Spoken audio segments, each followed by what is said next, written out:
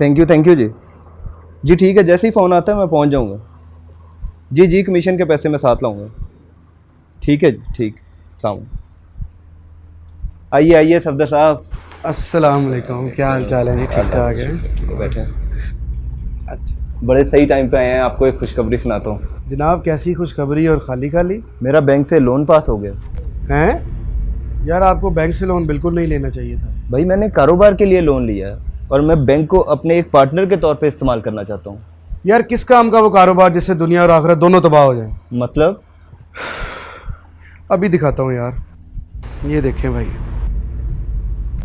अल्लाह के रसूल सल्लल्लाहु अलैहि वसल्लम ने लानत फरमाई सूद के खाने वाले पर, उसके खिलाने वाले पर, उसके लिखने वाले पर, उसके दोनों गवाहों पर, और फरमाया दे ऑल आर इक्वल। किस में?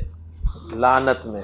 आपने फरमाया कि सूद के 70 दर्जे हैं। व ऐसरुहा, उसका सबसे हल्का दर्जा, सबसे आखिरी दर्जा, सबसे लोएस्ट दर्जा, अयन की हर रजुलु उम्मा, ये है कि कोई शख्स अपनी माँ के साथ निकाह कर ले। या अय्युहल्लज़ीना आमनू ज़रू मा बकिया मिनर रिबा।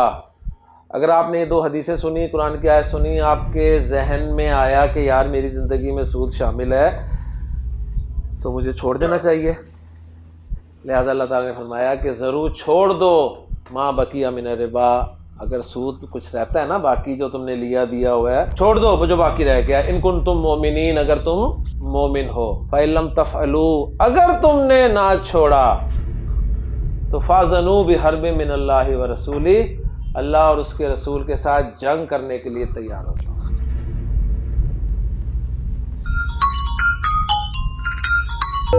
जी अपने मैनेजर साहब से कह दीजिएगा कि मुझे लोन नहीं चाहिए। जी मैं बिल्कुल अपने होशोवास में रहते हुए ये बात कर रहा हूँ कि मुझे कोई लोन नहीं चाहिए। मेरे लोन का केस जो है वो कैंसिल कर दें। ये हुई ना बात।